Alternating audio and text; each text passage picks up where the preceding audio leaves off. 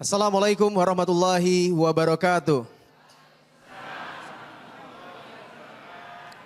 Alhamdulillahirabbil alamin wassalatu wassalamu ala asrofil anbiya'i wal mursalin wa ala alihi wa sahbihi ajmain amma ba'du.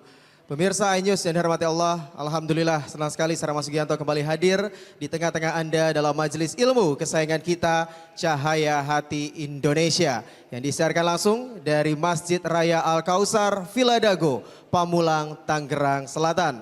Dan kesempatan kali ini kita juga akan menghadirkan guru-guru kita. Di antaranya adalah Syekh Fikri Thorik, Ustadz Azhari Nasution dan juga Habib Bahir bin Yahya yang tentunya akan hadir memberikan tausiah serta ilmu yang bermanfaat bukan hanya untuk jamaah yang hadir langsung namun juga untuk Anda pemirsa iNews yang ada di rumah. Dan tidak lupa juga kita akan mendengarkan lantunan suci Al-Quran yang begitu indah dari Hafiz cilik kita yaitu Kaila. Jangan lupa untuk Anda pemirsa iNews untuk follow sosial media kami untuk mendapatkan berbagai informasi terupdate mengenai Cahaya Hati Indonesia. Untuk Twitter bisa follow di @chi_inews ataupun Instagram kami di @cahayahati_inews. Dan pemirsa iNews yang dirahmati Allah Subhanahu wa taala, menghidupkan Al-Quran dalam diri kita merupakan keharusan sebagai seorang muslim. Dengan Al-Quran kita bisa menjadi manusia yang lebih baik tanpa adanya kebencian, kedengkian, permusuhan ataupun dusta yang merasuk ke dalam diri kita.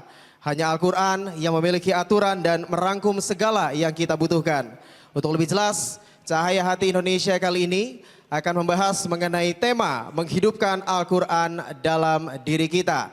Dan tanpa berlama-lama kita akan mendengarkan tausiah yang pertama dari guru kita Ustadz Azhari Nasution dengan subtema Al-Quran sebagai pedoman hidup. Selamat menyaksikan. Bismillahi khairil asma. Bismillah rabbil ardi was sama. Bismillah alladzi la yadurru ma'asmihi syai'un fil ardi wala fis sama. Saudara-saudara, assalamualaikum warahmatullahi wabarakatuh. Alhamdulillahi haqqa hamdih wa syukru lillahi haqqa syukri. Summa salatu wassalamu ala asyrafil khalqih wa ala alihi wa sahbih. Salatan wa salaman daimaini mutalazimaini ila yaumi liqa'ih. Bapak, Ibu, pemirsa Cahaya Hati iNews yang dimuliakan oleh Allah Subhanahu wa taala. Apa kabar semuanya, sehat? Alhamdulillah.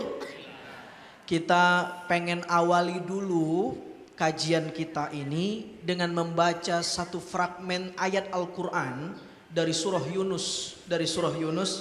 Ibu-ibu, bapak-bapak pemirsa yang punya Quran silahkan buka Qurannya. Yang ada Android buka aplikasi Qurannya. Yang gak ada handphone dan gak bawa Quran, saya anggap berarti hafal Quran semuanya. A'udzu billahi minasy syaithanir rajim.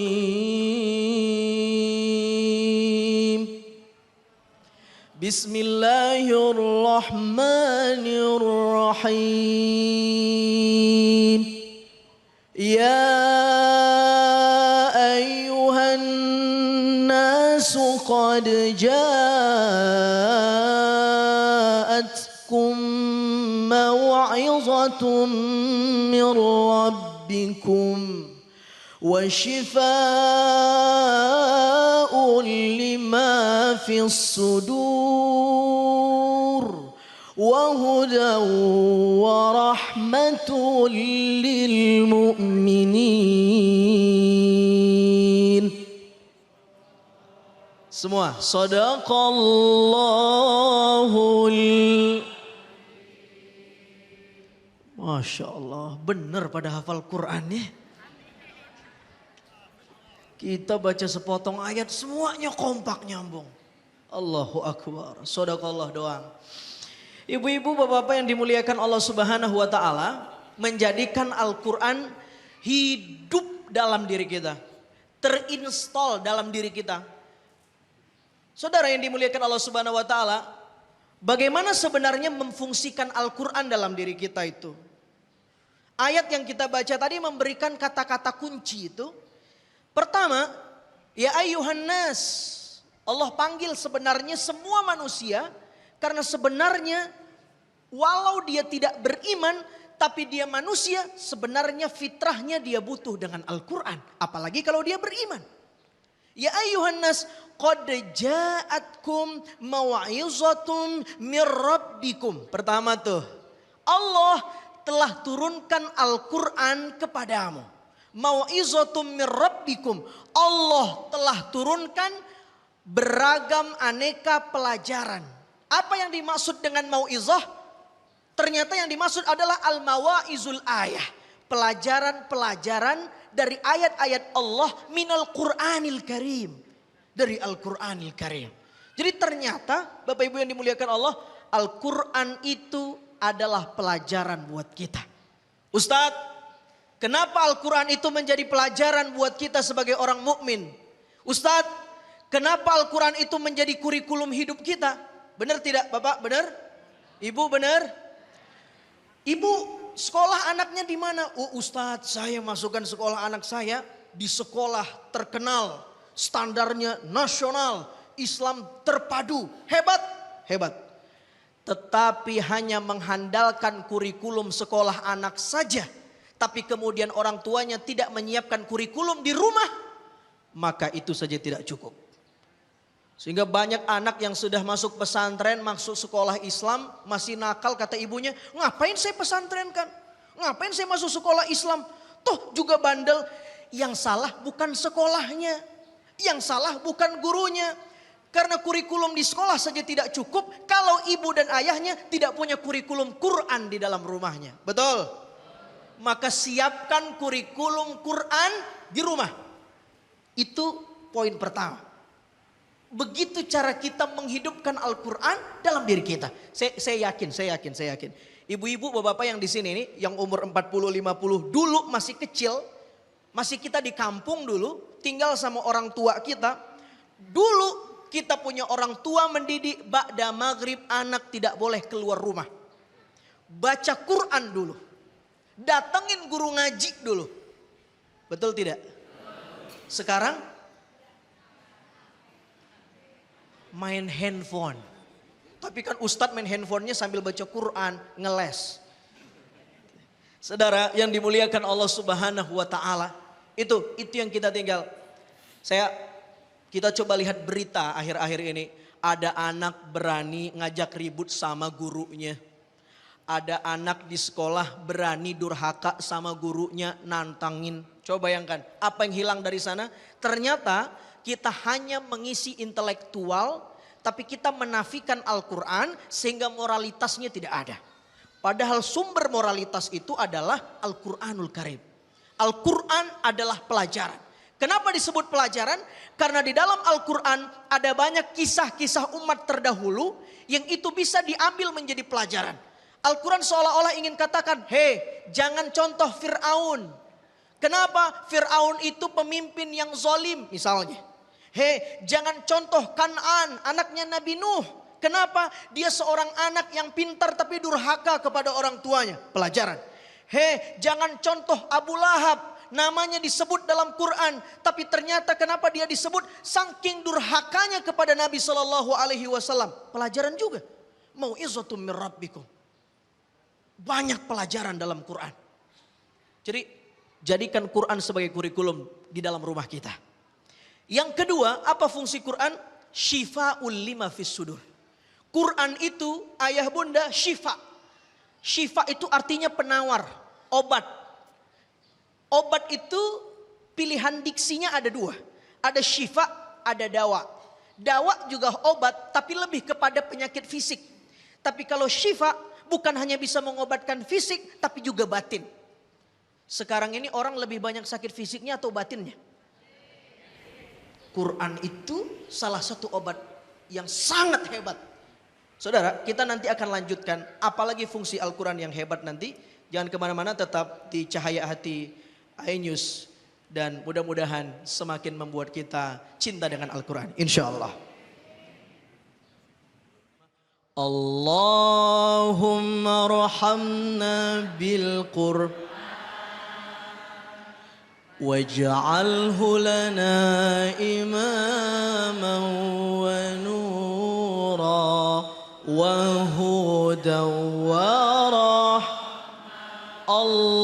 اللهم ذكرنا منه ما نسينا وعلمنا منه ما جهلنا وارزقنا وته آناء الليل فالنهار واجعله لنا حجة يا رب العالمين. Alhamdulillah.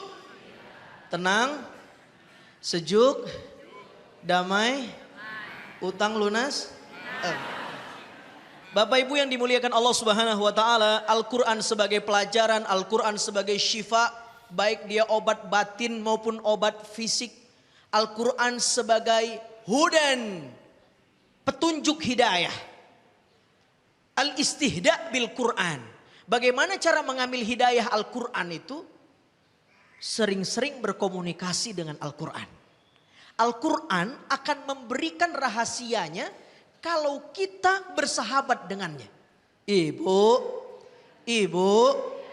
yang tahu rahasia suami ibu siapa? Kenapa ibu yang tahu? Kok saya nggak tahu? Karena ibu sering berkomunikasi dengan bapak. Betul? Betul. Bapak yang tahu keburukan istri siapa? Suami. Kenapa? Karena sering berkomunikasi. Coba ibu-ibu sebutkan 2 dosa suami.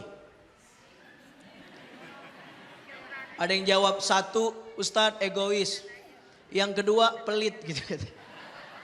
Iya Bu ya? Bu, iya pelit ya? Pelit. Saya tanya Bapak, Pak, kalau kita punya harta suami, harta istri. Sekarang saya balik, Ibu punya harta nih, harta ibu, harta. Berarti yang pelit ibu bukan suami. Saudara yang dimuliakan Allah Subhanahu wa taala, jadi kalau mau mendapatkan hidayah Al-Qur'an, sering-sering berkomunikasi dengan Al-Qur'an. Semakin kita intens dengan Al-Qur'an, maka semakin Al-Qur'an membukakan rahasianya kepadamu dan tidak kepada orang selainmu karena kamu dekat dengannya. Itu rumusnya itu. Yang keempat, Quran sebagai rahmat. Rahmatun lil mu'minin kata Al-Quran. Rahmat itu khusus diberikan Allah kepada orang-orang yang beriman. Khusus kepada orang-orang yang beriman. Syaratnya iman. Berarti membacanya dengan iman.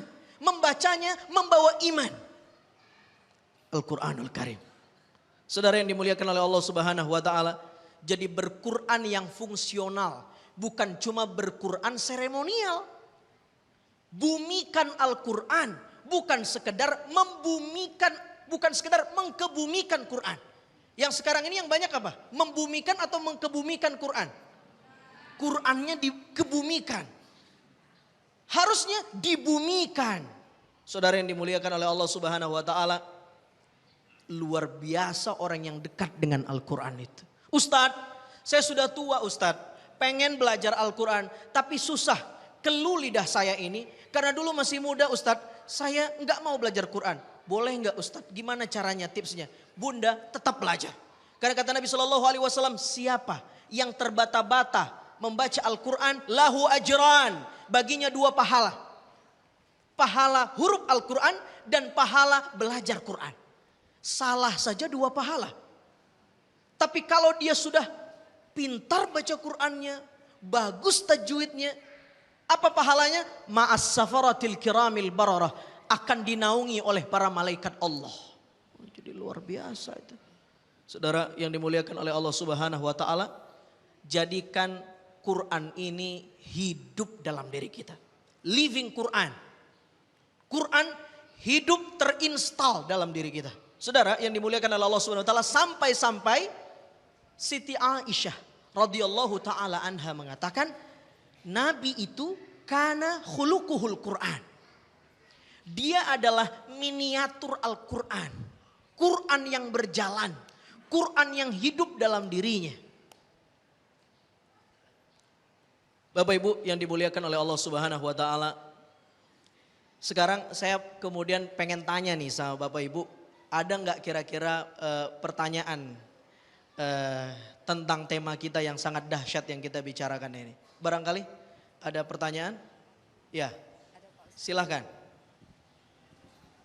Assalamualaikum warahmatullahi wabarakatuh. Waalaikumsalam warahmatullahi wabarakatuh. Nama saya Ita Sri Kandi. Siapa?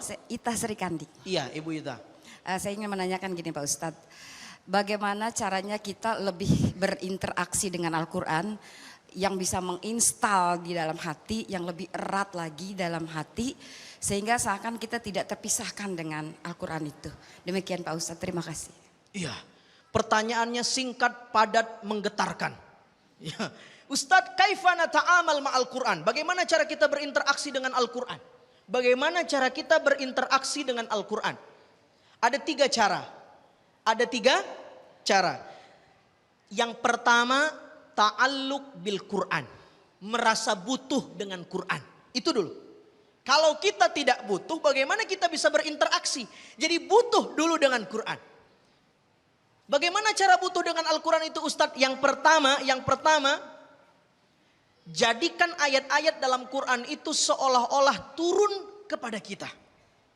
Ayat apapun yang Bunda baca, yang Bapak baca, isinya apapun, kalau dia ancaman maka dia sedang mengancam kita.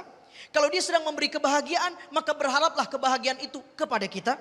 Jadi jadikan ayat-ayatnya seolah-olah turun kepada kita. Di zaman Nabi ada seorang sahabat namanya Thabit bin Qais. Turun satu ayat dalam Quran surah Al-Hujurat.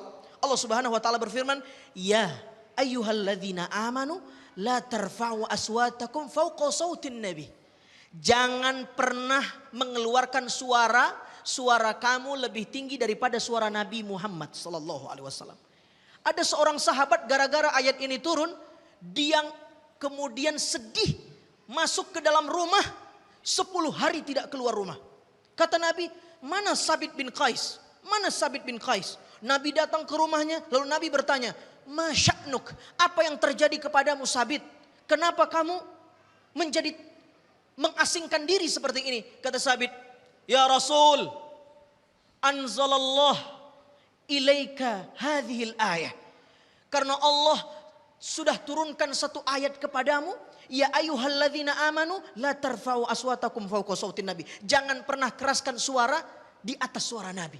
Sementara aku, kata Thabit bin Qais, "Ana syadidus saut." Saya punya suara gede banget. Jadi ini sahabat, dia punya suara ngebas Pak. Dia pikir ayat ini turun untuk dirinya. Sehingga kemudian dia baper 10 hari tidak keluar rumah. Tapi Masya Allah, apa jawaban Nabi? "Ayat ini bukan untukmu saudaraku.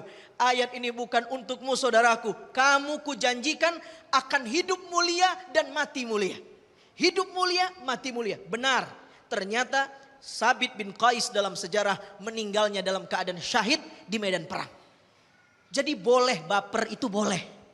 Baper yang syariah. Kalau orang baca Quran, ayatnya bicara azab, jangan begini ngomongnya. Nih buat dia tuh, tetangga saya tuh. Ini cocok banget nih nyindir dia. Nggak begitu. Oh ini buat saya nih. Ini buat saya. Begitu cara berta'alluq dengan Quran. Paham? Paham? Yang kedua, tahakkuk anil Quran.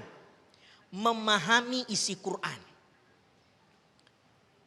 Undang guru, belajar tafsir. Waduh, gak selesai kita belajar Quran ini. Jangankan tafsirnya, salah satu kemujizatan Al-Quran adalah tanasubul ayah was suwar. Ada korelasi antar surat dan ayat. Misalnya begini, kenapa surah Ali Imran itu pada posisi surah yang ketiga? Ali Imran itu apa artinya? Keluarga. Satu-satunya nama surah yang berarti keluarga hanya Ali Imran. Dan ada posisinya di nomor 3. Ternyata komposisi keluarga itu minimal 3. Ada ayah, ada ibu, ada. Itunya saja nggak habis dibahas. Kenapa ketika berbicara Al-Isra itu di surah ke-17? Karena Isra itu hasilnya adalah sholat. Sholat itu 17 rakaat. Jadinya ada di surah 17. Tanasubul ayah wassuwar. Kenapa berbicara An-Nisa? An-Nisa artinya apa? Wanita, perempuan. Ada di posisi keempat. Kenapa? Karena di ayat itu diceritakan suami boleh menikah maksimal sampai semangat bapak-bapak ini. Saudara, ini salah satu kemukjizatan Al-Quran. Saya bercanda saja. Saudara yang dimuliakan Allah Subhanahu wa taala, yang terakhir tadi ta'alluq, merasa butuh dengan Quran. Yang kedua tahakkuk, memahami pesan, isi kandungan dan peta Al-Quran. Yang ketiga takhalluq bi akhlaqil Quran, berakhlak dan menyerap pesan moral yang ada dalam isi Al-Quran. Begitu cara kita berinteraksi dengan Quran. Mudah-mudahan bermanfaat. Subhanallah, tadi demikian pemaparan dan juga tausiah dari Ustadz Azhari Nasution ya. Jadi memang kalau baper itu boleh ya Pak Ustadz ya, tapi baper syariah. Boleh. Boleh. Bapernya sama Quran. Bapernya sama Al-Quran ya. Baik, terima kasih Ustadz Azhari Nasution tadi, semoga bermanfaat ilmu yang sudah di-sharing oleh Ustadz Azhari Nasution. Tadi beliau sedikit memaparkan mengenai bahwa Al-Quran ini merupakan sebagai petunjuk hidayah. Al-Quran merupakan rahmat untuk yang beriman, rahmat untuk orang-orang yang bertakwa kepada Allah Subhanahu wa taala. Setelah tadi kita sudah mendengarkan bagaimana tausiah dari Ustadz Azhari Nasution. Selanjutnya kita akan mendengarkan tausiah berikutnya dari Habib Baghir bin Yahya. Dengan subtema kita adalah keistimewaan Al-Quran. Jadi untuk Anda pemirsa, jangan kemana-mana, tetap bersama kami di Cahaya Hati Indonesia. أعوذ بالله من الشيطان الرجيم بسم الله الرحمن الرحيم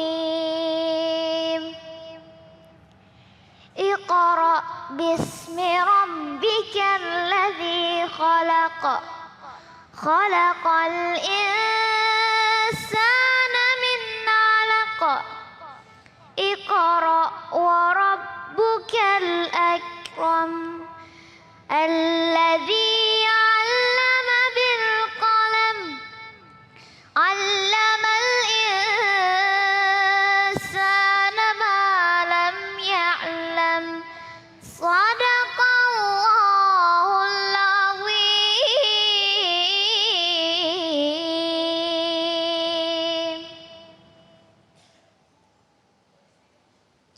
Assalamualaikum warahmatullahi wabarakatuh.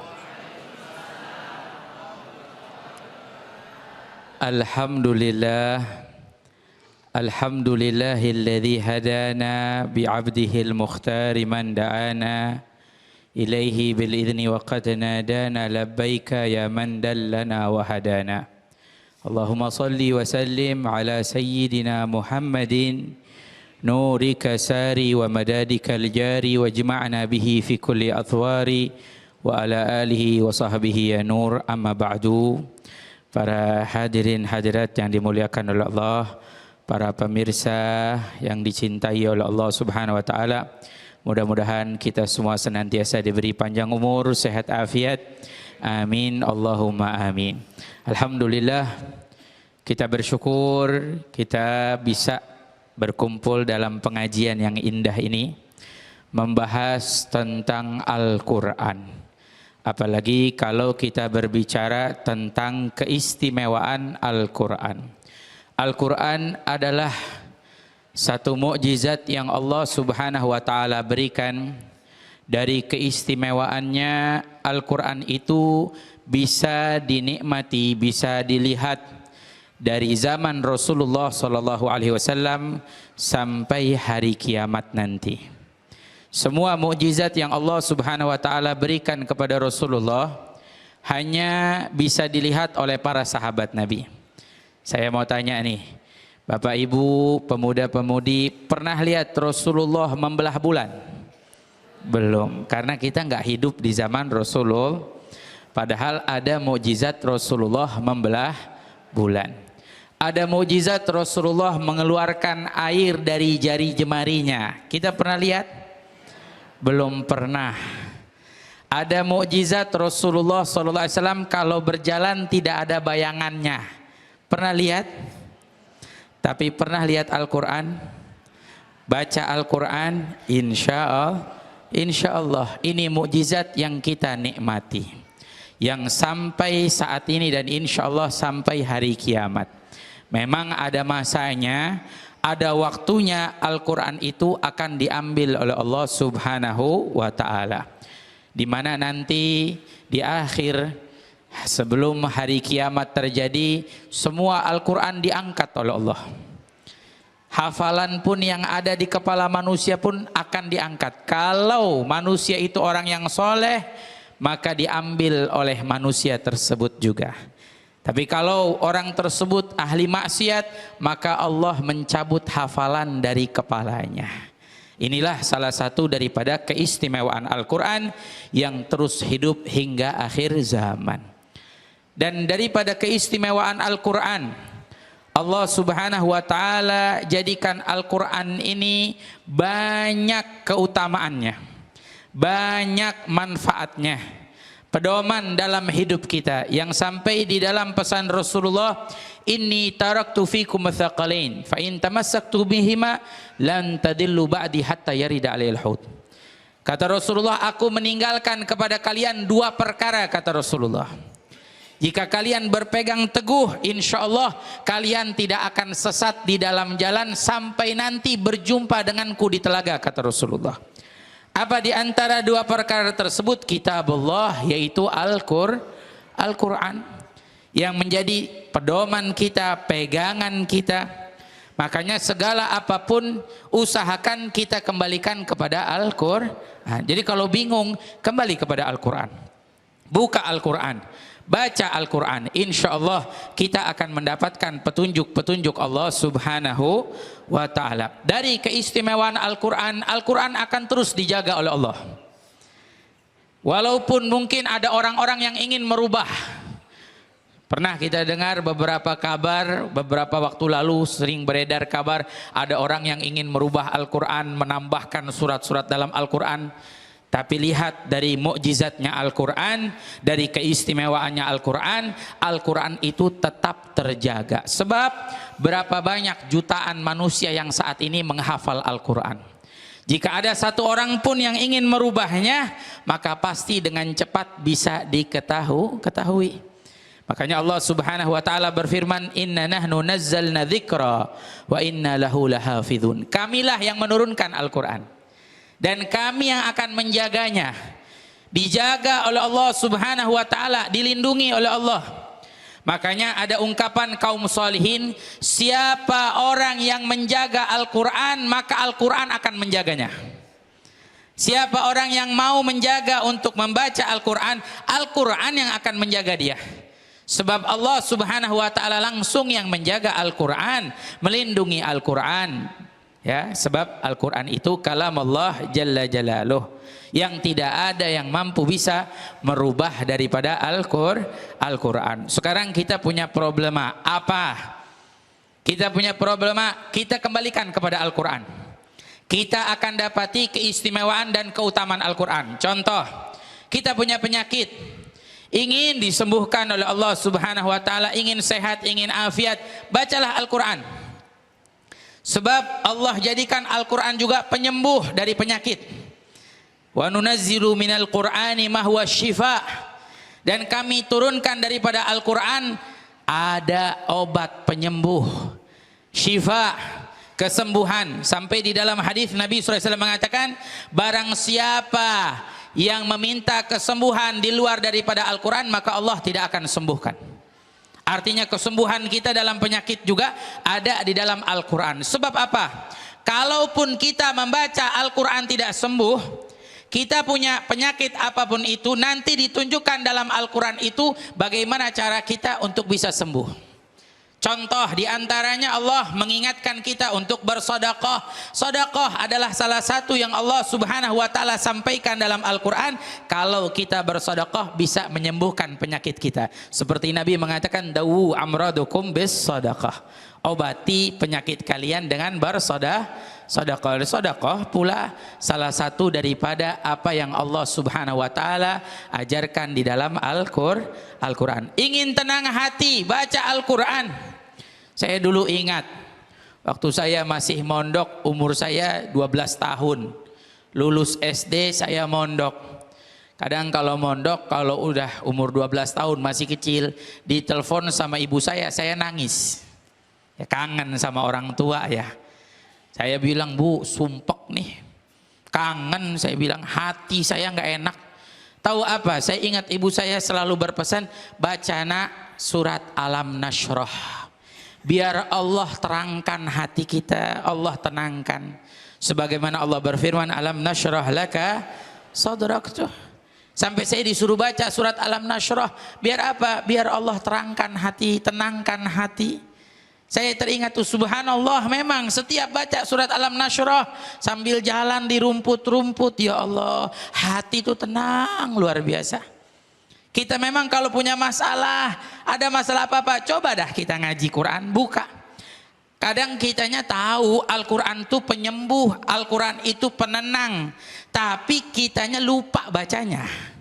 Kalau udah lagi ada masalah, karena masalahnya seakan-akan lebih besar, jadi lupa kita ngaji Quran. Berapa banyak orang yang lagi ingat masalah, saya ngaji dulu, nanti masalah nanti dulu. Ada nggak begitu?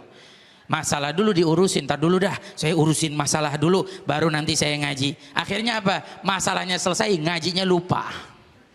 Ngajinya lupa. Makanya kita perlu ya kembalikan segalanya kepada Al-Quran. Dan Al-Quran itu mulia, memuliakan siapa orang yang mau membacanya. Al-Quran itu istimewa dan akan mengistimewakan siapa yang mau membacanya. Sampai apa disebutkan oleh para ulama, sungguh nanti derajat di surga itu bertingkat-tingkat tinggi. Dan seseorang yang paling tinggi derajatnya nanti di surga adalah orang yang paling banyak membaca Al-Quran. Siapa orang yang paling banyak membaca Al-Quran, dia akan mendapatkan derajat-derajat yang paling tinggi nanti di surganya Allah Subhanahu wa Ta'ala. Nah sekarang kita berapa kali nih baca Quran nih?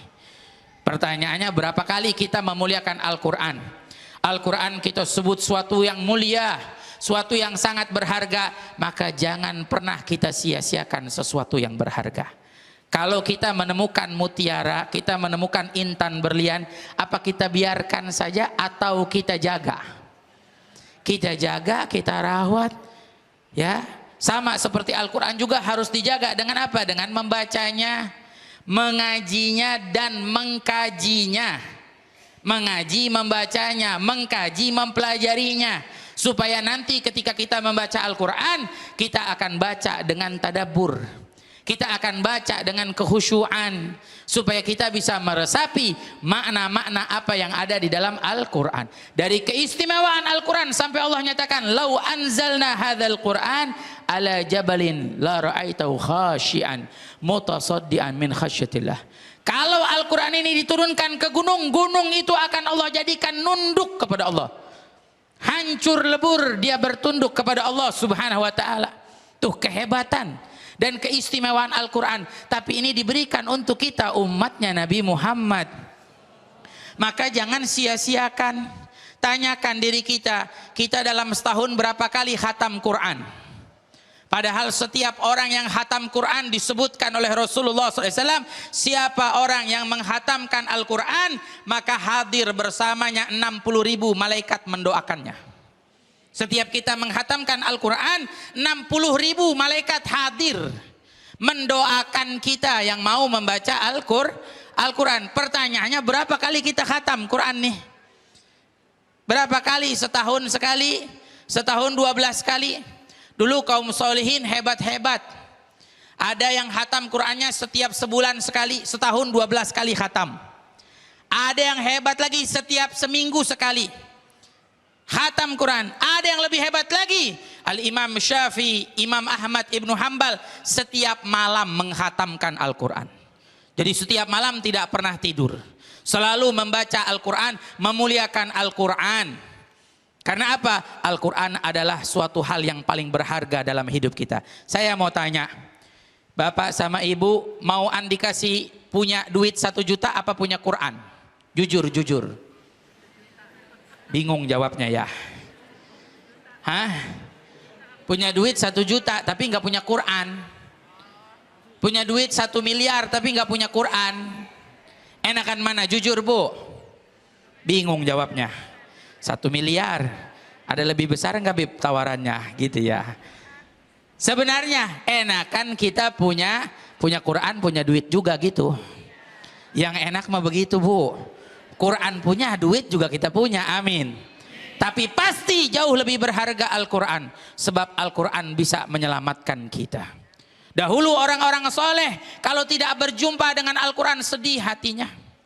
Merasa sedih. Karena tahu kemuliaan Al-Quran, tahu keagungan Al-Quran. Bahkan sehari terlewati tidak membaca Al-Quran, mereka menangis. Ditanya, kenapa menangis? Saya hari ini nggak baca Quran. Sibuk ngurusin tamu, sibuk menjamu tamu, sibuk urusan ini dan itu sampai tidak baca Al-Quran. Bahkan saya punya guru pernah mengatakan, rugi seseorang yang hidupnya sehari tanpa membaca Al-Quran. Satu hari aja nggak baca Quran, rugi hidupnya. Dulu ada seorang perempuan, Bu, namanya Robiyatul Adawiyah. Siapa yang tidak mengenali kisahnya? Seorang yang luar biasa hebat. Dia itu pernah menggali kuburan. Dia gali kuburan. Ditanya sama sahabatnya, kamu gali kuburan untuk apa? Untuk saya, kalau saya meninggal nanti saya dikubur di sini. Oh, sudah mempersiapkan? Iya. Tahu apa yang dilakukan? Setiap hari dia turun ke kuburan, dia buka Al-Quran, dia mengaji.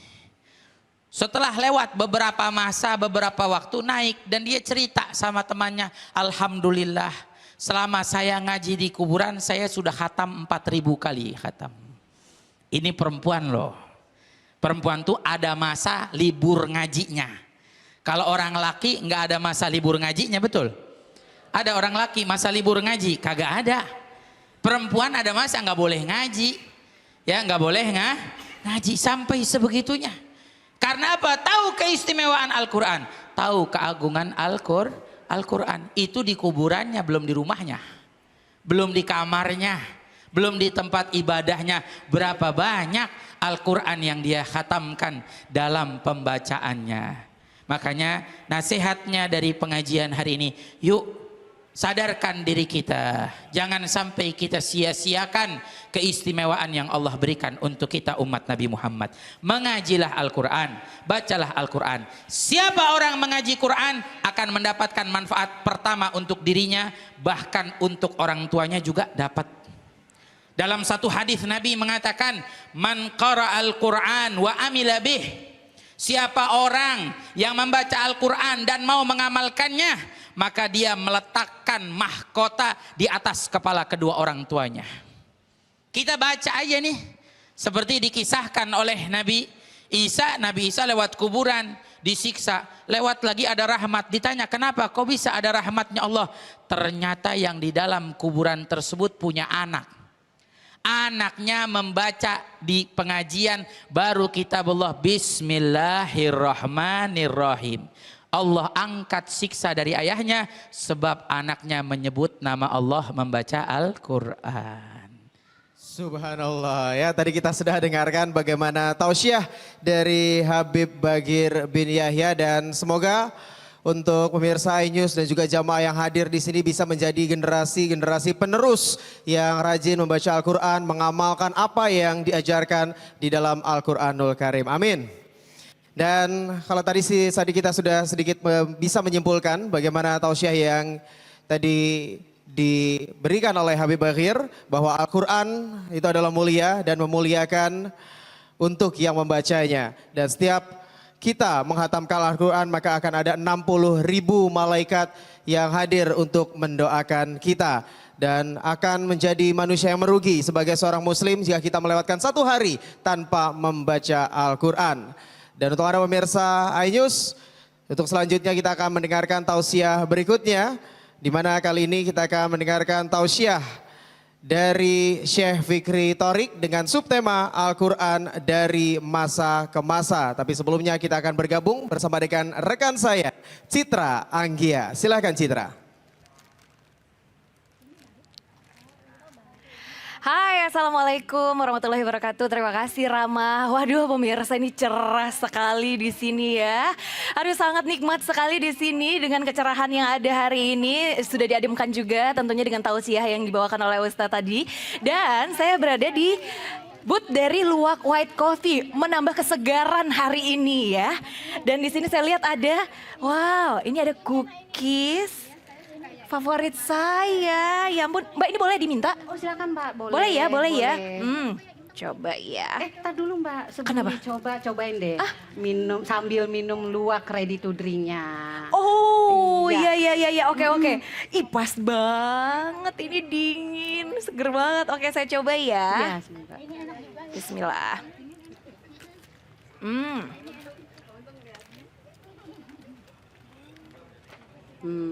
Makin nikmat kan Mbak dengan luwak ready to drink-nya. Bener, cookie dan creamy. Aduh, ini enak banget ya udah. Yang pasti luwak white coffee ready to drink ini seger banget, bisa dibawa kita kemana-mana, simple, dan yang pasti ini halal ya. Betul sekali Mbak, halal. Bener, ini ngomong-ngomong rame banget ibu-ibu, ya ampun. Ini sama yang disukain sama ibu? Sama dong, iya. Ini ada. Iya bener, ini udah dicoba Bu. Coba Bu, Ibu udah pernah coba belum ini pakai cookiesnya? Silakan Ibu. Lebih enak ya? Oh lebih Iya enak lebih enak lagi, selain sambil halal ya diminum pemirsa, dengan saya luwak kasih ready tahu to juga drink. untuk Anda. Untuk luwak white coffee ready to drink ini memang enak banget untuk dipadukan dengan cookiesnya karena rasanya enak kan? Yummy banget. Cookie and creamy. Dan yang pasti ya, Ibu juga saya ingatkan ini halal. Jadi semua juga tahu ya kalau produk ini, luwak white coffee ini halal. Jangan lupa saya ingatkan sekali lagi ya, untuk luwak white coffee yang ready to drink ini sangat enak sekali untuk kita makan dengan cookies karena rasanya cookie and creamy. Karena hanya luwak white coffee, kopi nikmat, nyaman diminum. Enak kan? Ya, silakan dicoba. Jauh, engkau jauh, aku dekat, engkau dekat. Hati adalah cermin, tempat pahala dosa bertaruh. Aku أعوذ بالله من الشيطان الرجيم بسم الله الرحمن الرحيم وكذلك أوحينا إليك روحا من أمرنا ما كنت تدري ما الكتاب ولا الإيمان ولكن جعلناه نورا نهدي به من نشاء من عبادنا وإنك لتهدي إلى صراط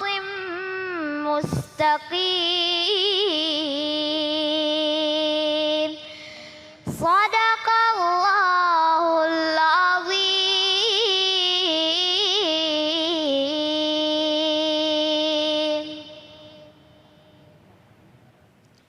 السلام عليكم ورحمة الله وبركاته.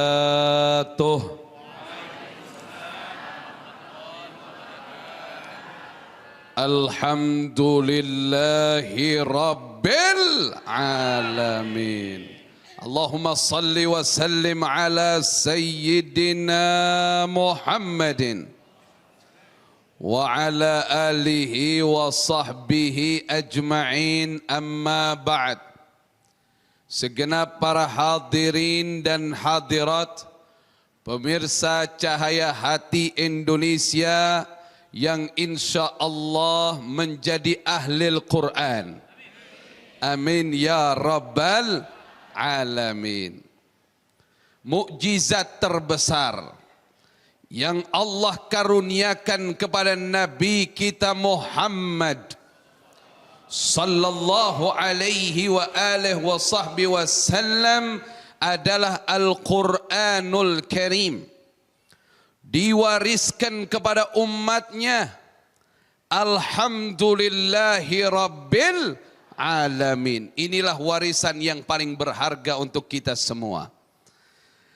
Agar kita makin cinta, makin mengagumi, makin bersyukur kepada Allah Subhanahu wa taala yang menurunkan Al-Qur'an. Marilah sama-sama kita mendengarkan sejarah turunnya Al-Qur'anul Karim sampai saat sekarang ini kita menikmati kitab tersebut masih benar dalam jaminan Allah Subhanahu wa taala.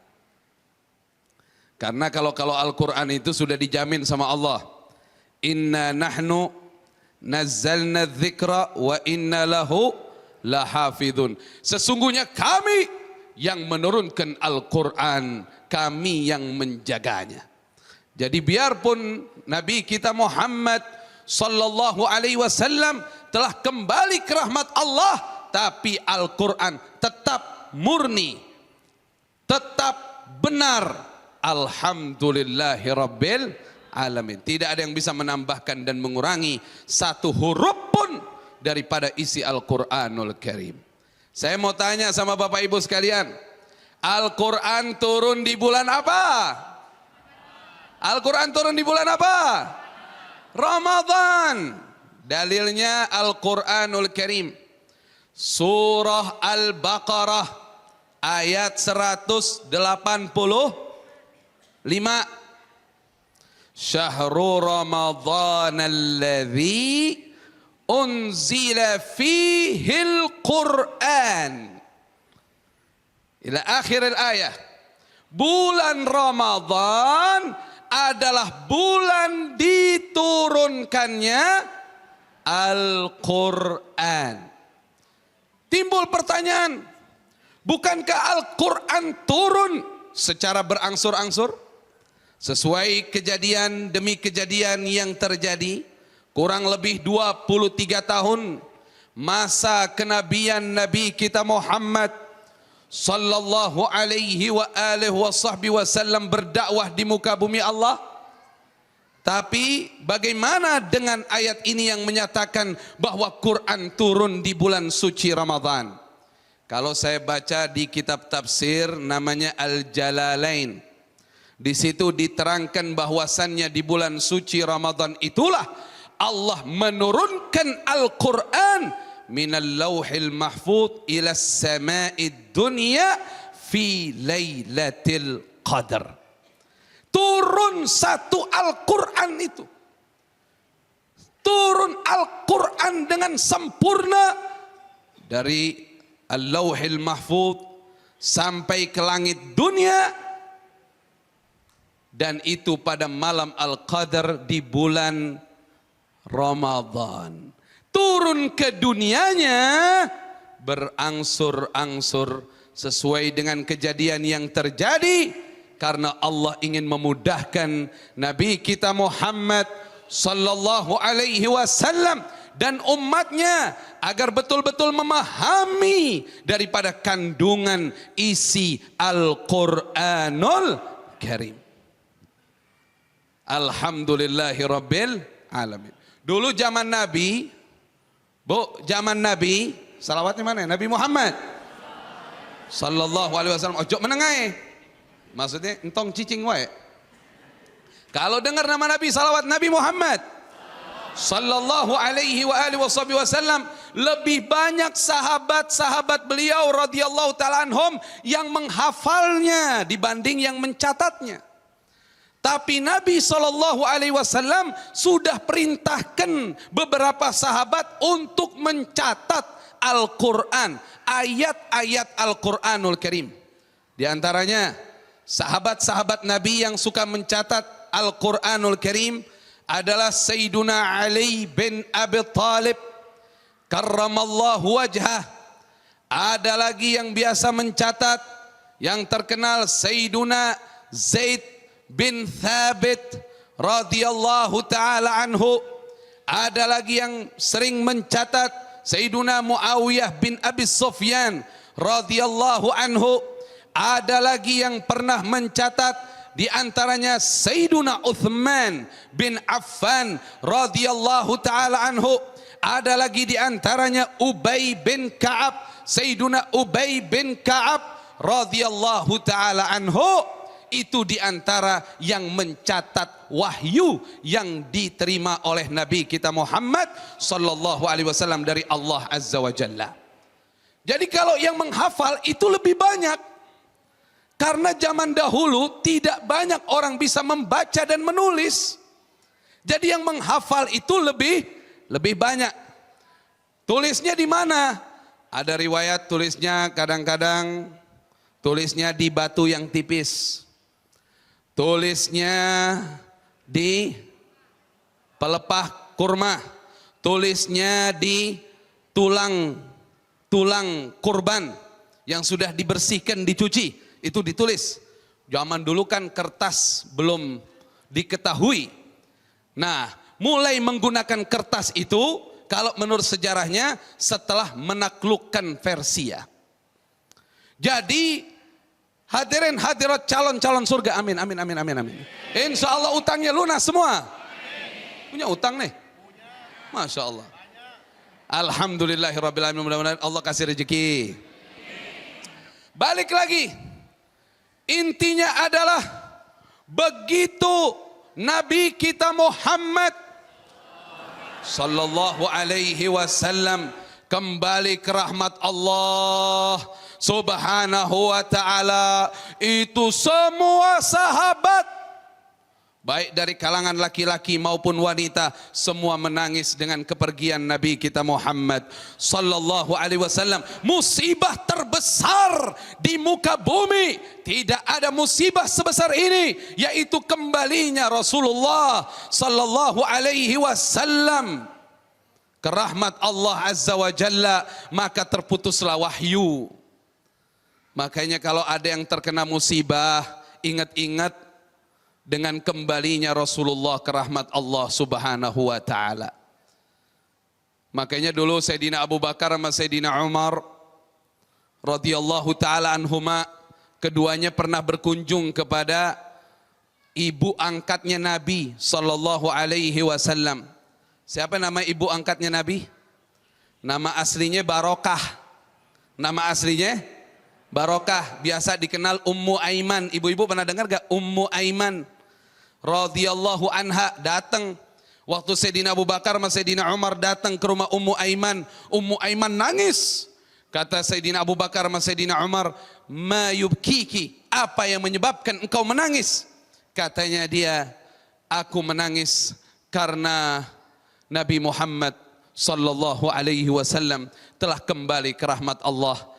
Wahai Umma Aiman, bukankah Nabi Muhammad jauh lebih baik keadaannya di sisi Tuhannya Allah Subhanahu wa ta'ala? Pasti beliau lebih senang. Betul, tapi yang aku sedihkan adalah telah terputusnya wahyu, telah terputusnya wahyu dari Allah Subhanahu wa ta'ala. Jadi itu kesedihannya. Jadi artinya apa? Para sahabat tidak pernah puas, ingin mendengarkan ayat-ayat suci Al-Quran dari Allah Subhanahu wa ta'ala yang diwahyukan kepada Nabi kita Muhammad. Allahumma salli wa sallim wa barik alaihi wa ala alihi. Nah, di zaman Khalifah Abu Bakar As-Siddiq radhiyallahu ta'ala anhu, disitulah terjadi beberapa peperangan. Ada peperangan namanya peperangan Yamamah. Itu lawan Musailamah Al-Kadzab yang ngaku nabi palsu, diperangi.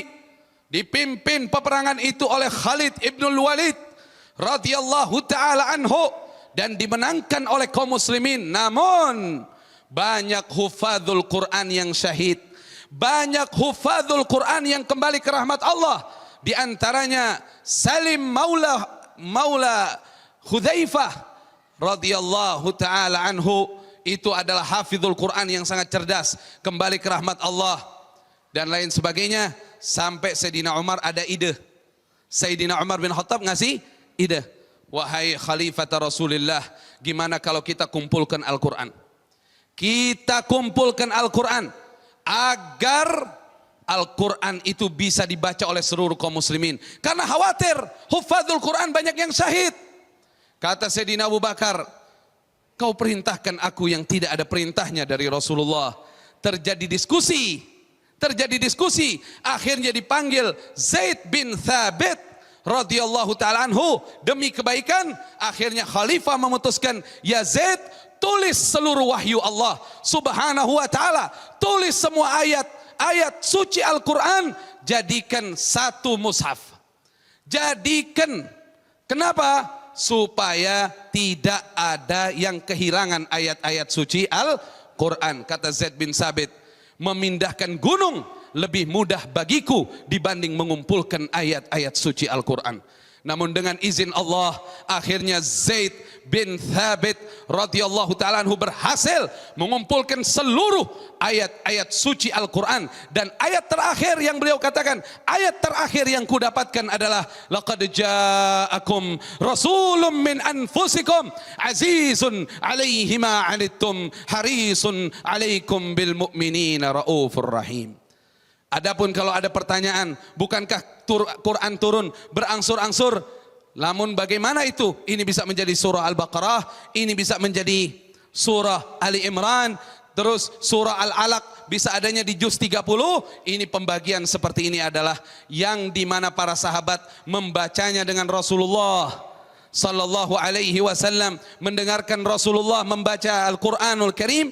Itulah yang diriwayatkan menjadi surat Al-Baqarah, surat Al-Imran, surat Al-Kahfi dan lain sebagainya.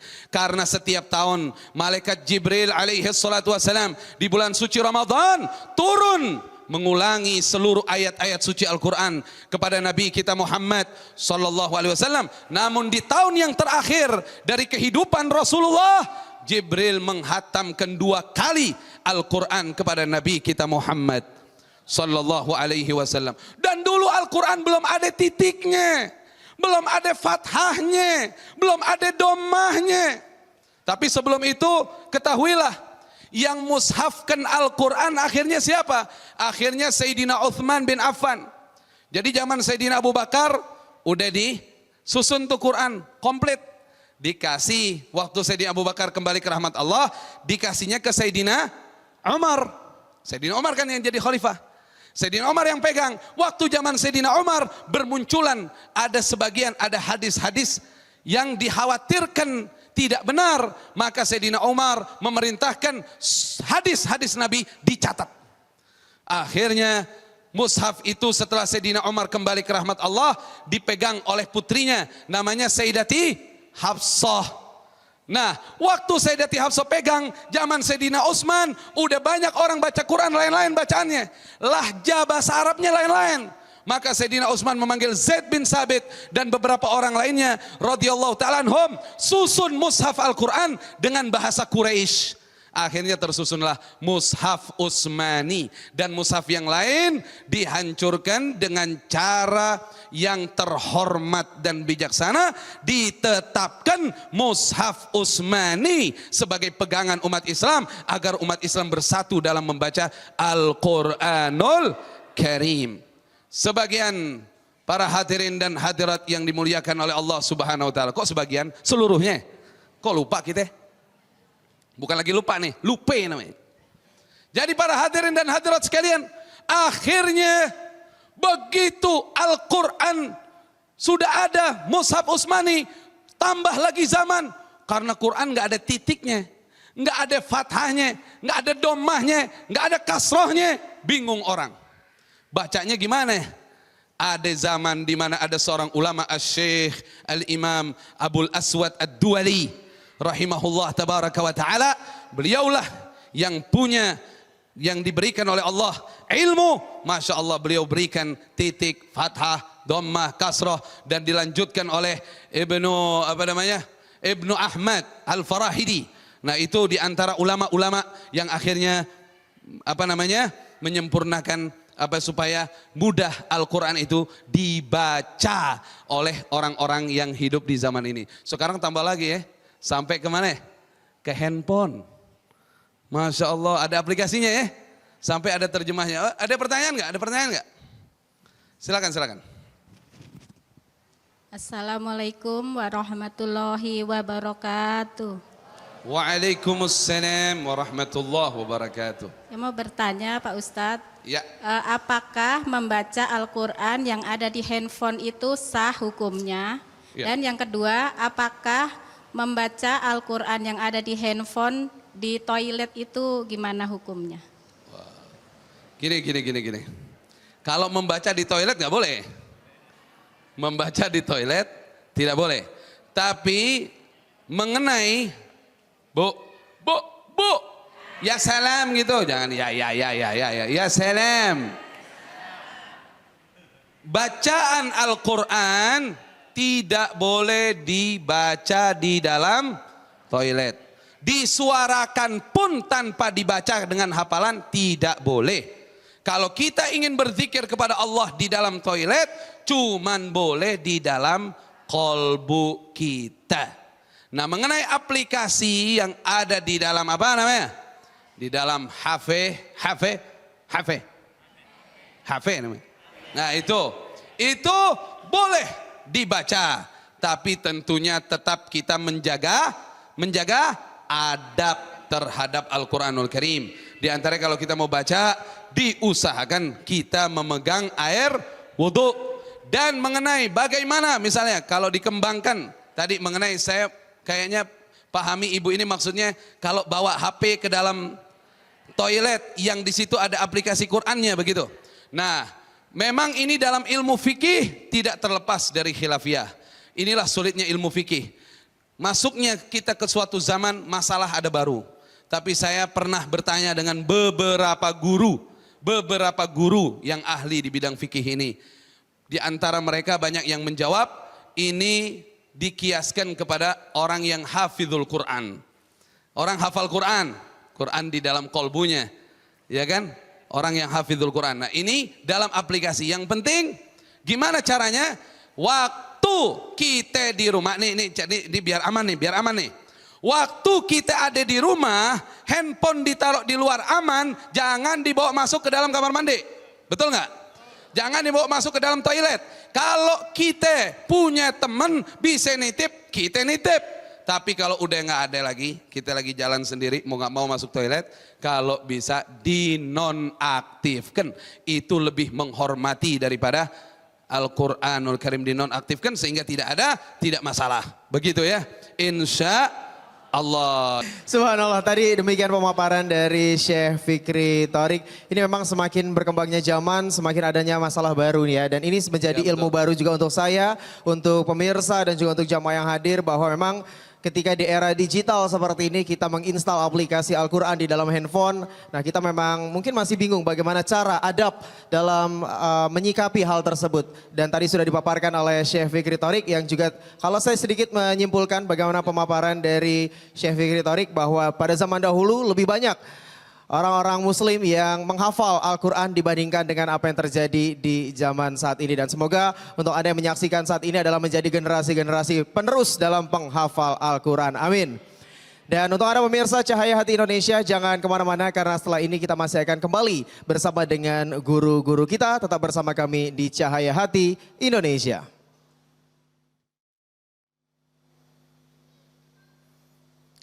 Ya, alhamdulillah sekarang kita sudah ada di segmen terakhir dari Cahaya Hati Indonesia. Saya ingin mengucapkan terima kasih kepada guru-guru kita yang sudah memberikan tausiah dan juga ilmu yang bermanfaat.